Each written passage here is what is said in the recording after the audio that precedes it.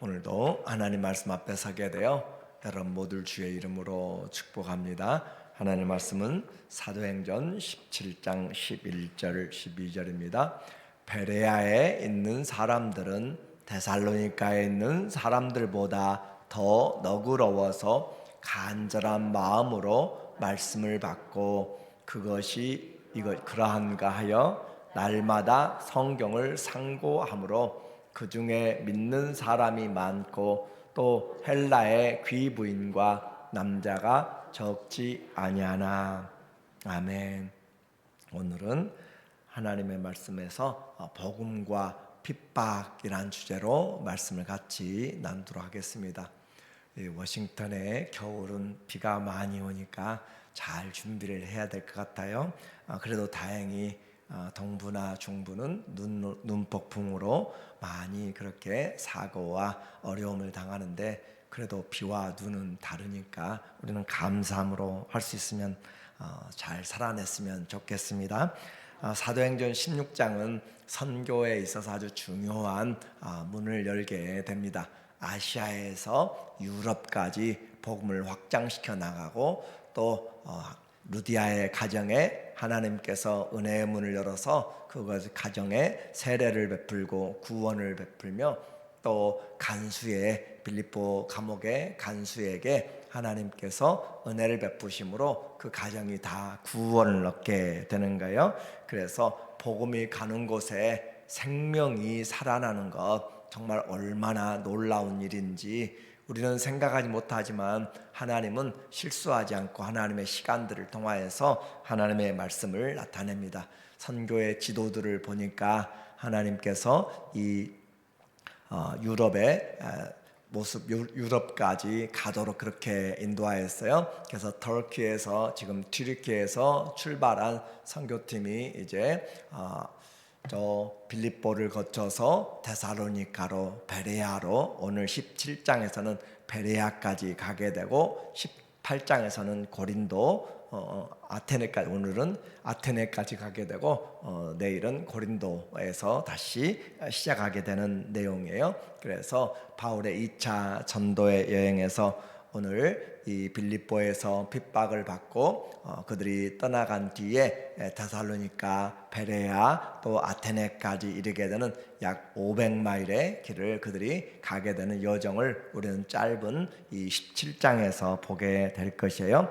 그래서 바울이 가는 곳마다 유럽의 도시들이 복음으로 확장되어 나가는 그 과정들을 보게 됩니다. 오늘 2절에 보니까 말하기를, 바울이 지금 빌립보에서 또 암비볼리를 거쳐서 데살로니까지 왔어요.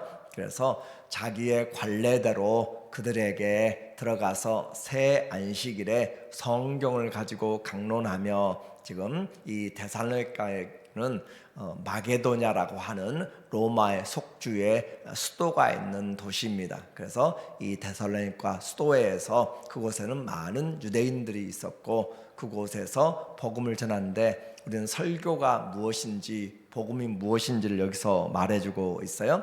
바울이 무엇을 가지고 강론하는가? 성경을 가지고 강론한다라고 하는 거예요. 그래서 우리의 믿음은 사람들이 지어낸 것이 아니고 성령의 감동을 입은 사람들이 하나님의 그 영으로 말미암아 기록된 그 말씀을 가지고 증거하는 것. 그래서 하나님의 일하시는 방법, 말씀을 먼저 주시고 그 말씀을 성취함으로 나는 여호와임을 너희가 알리라 라고 그렇게 하시는 거죠. 그렇게 해서 성경을 가지고 강론한다. 이 강론한단 말은 단순히 이야기하는 것이 아니라 그 말씀의 뜻을 잘 이해하고 설교한다라는 뜻이에요. 그래서 우리 장로교에서는 강도사라고 하는 것을 통하여서 그 말씀을 강도할 수 있도록 그렇게 허락하는 그 직분이 있게 돼요. 그래서 말씀을 강론한다라고 하는 것은 하나님의 말씀을 잘 이해하고 그것을 바르게 전파한다라고 하는 말씀의 사역을 이야기하는 거죠. 그래서 성경을 가지고 강론하며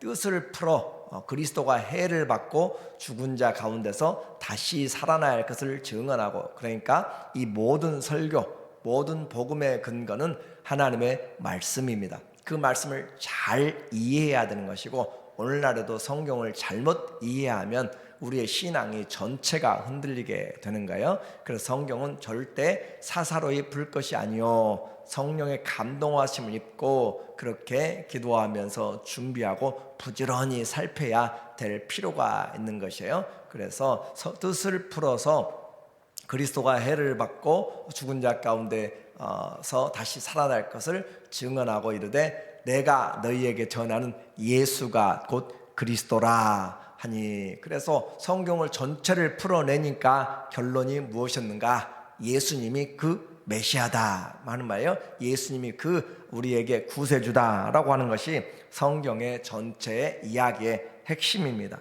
그러니까 성경을 아무리 연구하고 예수님을 알지 못하면 그것은 성경을 잘못 해석한 것이에요. 바리새인과 대제사장과 서기관들이 그와 같이 성경을 잘 알고 정말 율법에 많은 시간들을 할애하고 손에 또 그 이마에 그렇게 붙이고 다녀도 성경을 바로 해석하지 못하면 예수님이 누구인지 알지를 못하는 거죠. 예수님을 알아야 하나님을 알게 돼요. 왜냐하면 하나님을 아는 것을, 그리스도 얼굴 안에 있는 하나님의 영광을 아는 빛을 우리에게 하나님이 비춰주시기 때문에 예수님을 잘 쳐다보면 그곳에 하나님의 영광이 있게 되고, 나로 말미암지 않고는 아버지를 알 자도 없고 아버지께 갈 수가 없다라고 하는 것처럼 말씀이 육신이 되오신 예수님이 하나님을 나타내기 때문에 그래요. 우리가 성경을 잘 이해한다라고 하는 것은 창세기부터 계시록까지 하나님의 이 구속의 주 예수님이 왜 이 모든 것을 창조하셨고 왜 우리가 죄 가운데서 구원받아야 되고 하는 모든 것을 그리스도의 사역 안에서 하나님이 말씀하신 것을 아는 것이죠. 이처럼 우리에게 마게도냐의 수도에서부터 시작해서 말씀을 전하는데, 그는 예수가 그리스도라라고 하는 것을 우리에게 말하였어요. 예수가 그리스도라라고 하는 이 사실, 그보다 더 중요한 것이 없습니다. 그러므로 이 기독교에서 왜 이렇게 예수 외에는 다른 이름이 없는가? 하나님이 예수님에게 직분을 주셨기 때문에 그리스도라고 하는, 그것은 기름 부은 자라고 하는 직분이에요. 하나님이 예수님에게만 그리스도라고 하는 직분을 주셨고 그 직분을 통하여서 대속할 자격이 있게 된 거예요. 이렇게 해서 바울이 가서 선교하러 가서 처음 가는 유럽에 가서 뭘 전하는가? 예수가 그리스도라라고 하는 것을 전하는 거예요. 그러니까 선교는 다른 것이 아니에요. 우리에게 성경을 통하여서 예수님이 그리스도라라고 하는 것을 증거하는 것이고, 전도도 다른 것이 아니고 성경이 바로 예수가 그리스도라라고 한 것을 내가 잘 뜻을 풀어서 내가 하나님의 지혜를 의지해서 증거하는 것이 바로 우리에게 전도가 되는 거죠. 그렇게 했더니 영접하는 자들이 있고 핍박하는 자들이 있습니다. 4절에 보니까 말하기를 그 중에 어떤 사람 곧 경건한 헬라인의 큰 무리와 적지 않은 귀분들도 권함을 받고 바울과 실라를 따르나. 그래요. 많은 믿는 자들도 생겨나게 되었어요. 경건한 헬라인들, 정말 삶을 잘 살아보려고 하는 사람들, 큰 무리들, 적지 않은 귀부인들, 고관들의 부인들도 이 바울의 가르침을, 신라의 가르침을 잘 들었다라고 하는 거죠. 그러나 유대인들은 시기하여 저자의 시장에 어떤 불량한 사람들을 데리고 때를 지어 성을 소동하게 하여 야손의 집에 침입하여 그들을 백성에게서 끊어내려고 찾았으나, 그래서 바울과 실라가 이 야손이라고 하는 사람의 집에 머물러서 지금 생활한 것 같은데, 그들을 핍박하기 위해서 그 집주인을 잡아다 가두고 그렇게 채찍질하고 공회에 넘기려고 하는 그런 방해하는 것이죠. 그래서 유대인들이 시장에 있는 그런 조직 깡패들을 통하여서 그렇게 반대했다. 데살로니가에서는 정말 이와 같은 반대가 있어서 믿는 자들도 많았지만 그들이 핍박 때문에 3주간 하나님의 말씀을 전하고 그들은 핍박을 통하여서 도망가야만 했습니다. 그래서 짧은 기간에 그와 같은 복음을 전하고 바울이 도망 나왔기 때문에 데살로니가에 대한 걱정이 늘 있었어요. 그래서 나중에 아덴에서 이 디모데를 다시 한번 그곳으로 보냅니다. 그들이 도대체 이 한 달 동안 하나님의 말씀을 듣고 어떻게 핍박 가운데서 견뎌냈는가라고 걱정하면서 디모데를 보냈는데, 나중에 이 데살로니가에서 디모데가 가지고 온 그 내용에 보니까 너무너무 감사한 거예요. 그들이 신앙생활을 어려운 그 짧은 기간 동안 받았지만 그 말씀 안에서 뿌리를 내리고 잘 견디고 있다라고 하는 것을 통하여서 바울이 감사해서 보낸 편지가 데살로니가 전서 후서입니다. 데살로니가 전서 1장 6절에 보니까 그들의 믿음을 이야기하고 있어요. 또 너희는 이 데살로니가 교회에 지금 디모데가 갔다 와서 받은 상황을 보고받고 격려 편지를 지금 쓰고 있는 데살로니가의 1장 6절에 또 너희는 많은 환난 가운데서, 그렇죠, 이 바울만 핍박한 것이 아니라 믿는 자들도 또한 핍박하고, 그렇게 해서 환난 가운데서 성령의 기쁨으로 말씀을 받아. 이 신앙생활에서 세상이 알지 못하는 단어들, 세상이 주지 못하는 그런 은혜들이 있습니다. 바로 성령이 주시는 기쁨이에요. 세상이 주는 것이 아니라 성령이, 예수님도 하나님의 뜻을 이루면서 70인 전도대를 보내고 그들이 예수의 이름으로 사단과 귀신의 모든 권세를 다 쫓아내고 또 병들을 고치고, 그렇게 왔을 때 사단이 하늘로부터 떨어졌는데 그와 같은 복을 들으면서 예수께서 성령으로 기뻐하사라고 그렇게 이야기하시는 거죠. 우리에게 기쁨은 바로 세상적인 것보다 성령이 주시는 기쁨. 그래서 성령으로 기쁨이, 우리에게 믿음이 들어오게 되면 성령의 기쁨, 주님의 기쁨이 우리 가운데 임하게 되는 것. 그래서 성령의 기쁨으로 말씀을 받아 우리와 주를 본받는 자가 되었으니, 말씀을 잘 보게 되고, 그리고 말씀을 가르친 자, 그리고 주님을 본받는 자. 우리 신앙은 결국 주님을 본받는 거예요. 그래서 예수 그리스도를 본받는 신앙이 우리에게 가장 중요하다. 사람들이 잘하면 좋은데 그렇지 못한 사람들 때문에 얼마나 시험받고, 내가 교회 안 나가는 것은 저런 사람들, 그렇게 우리가 욕먹게 되는 그런 부분들은 우리가 잘못하고 있는 것들이죠. 그리고 우리만 잘못한 것이 아니라 전할 때도 잘 전해야 돼요. 그리스도를 본받도록. 그러므로 너희가 마게도냐와 아가야에 있는 모든 믿는 자들의 본이 되었느니라. 자, 마게도냐의 수도가 데살로니가입니다. 데살로니가에서 그곳에서 신앙생활하는 짧은 기간에 성도들이 신앙생활을 얼마나 열심히 잘 하는지, 수도에서 일어나는 일, 워싱턴 DC에서 일어나는 일은 세계로 전달이 되는 것이잖아요. 수도에서 벌어지는 일은 각 나라로, 그렇게 각 지방으로 흩어져서 소문이 나는 것처럼 그곳에서부터 아가야까지, 고린도의 지역까지 그렇게 모든 믿는 자의 본이 되었느니라. 신앙생활 어떻게 하는가, 저 타코마에 있는 반석교회 보라 라고 하는 것처럼 그렇게 그들이 소문이 났다라고 하는 것을 지금 우리에게 간단하게 이야기하고 있어요. 주의 말씀이 너희에게서부터 마게도냐와 아가야에 들릴 뿐 아니라 하나님을 향하는 너희 믿음의 소문이 각처에 퍼졌으므로 우리는 아무 할 말이 없노라. 이와 같이 걱정과 근심하며 젖먹이 같은 그들을 하나님 앞에서 떠나고 복음을 전하고 왔지만, 하나님의 은혜로, 그리고 바울은 떠나왔지만 계속 데살로니가 1장에 보면은 쉬지 않고 그들 위해서 기도합니다. 그들의 신앙이 잘 성숙하도록. 그래서 우리가 그 자리에 없더라도, 만나지 못할지라도 우리는 기도하는 것이 아주 중요한 것이에요. 그렇게 기도한 결과 그들의 신앙이 성장하였다라고 하는 것을 그렇게 우리는 알게 돼요. 그래서 이제 선교팀이 떠났지만 쉬지 않고 그렇게 올라왔습니다. 또 믿음은 오래 믿는다고 성숙하는 것도 아니고 하나님을 향하여서 어떤 마음을 가지고 하느냐라고 하는 것이잖아요. 그래서 믿음에는 시간도 중요하지만 더 중요한 것이 우리의 마음이고, 우리가 하나님을 향한 의뢰하는 열정이 중요한 것이에요.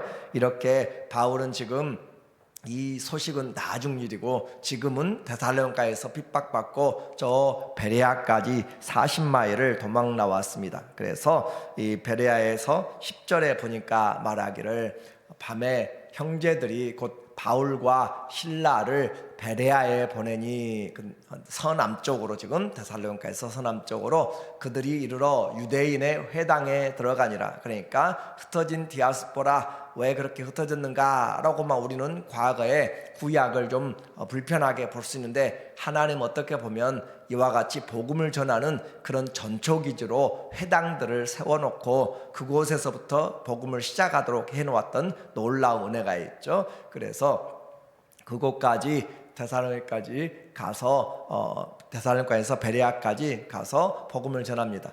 베레아에 있는 사람들은 데살로니가에 있는 사람보다 더 너그러워서, 이것을 다른 번역은 더 신사적이어서 그렇게 읽고, 또 다른 번역은 고상하여서 그렇게 번역했어요. 그러니까 그들의 마음이 무조건 대적하는 것이 아니라 정말 그러한가 하여 말씀을 잘 들어주는 그런 마음이란 거죠. 너그러워서 간절한 마음으로 말씀을 받고, 이것이 그러한가요? 날마다 성경을 상고함으로. 자, 이 베레아에 왔는데 그곳에서 더 작은 도시죠. 그러나 그곳에 있던 사람들은 더 마음이 순수하고 하나님의 말씀에 대한 열정이 있었습니다. 그래서 그 말씀을 듣고 끝나는 것이 아니라 날마다 성경을 상고하였다라고 이야기해요. 우리에게 이 성경을 상고하였다라고 하는 것은 연구하다라는 뜻입니다. 공부하였다라고 하는 거예요. 그러니까 그 당시에 2000년 전에 성경도 많이 있지 않고 그렇게 스크롤로 이렇게 두루마리로 되어 있는데, 그들이 하나님의 말씀을 듣고 기록하면서 얼마나 열심히 했는지, 하나님의 말씀,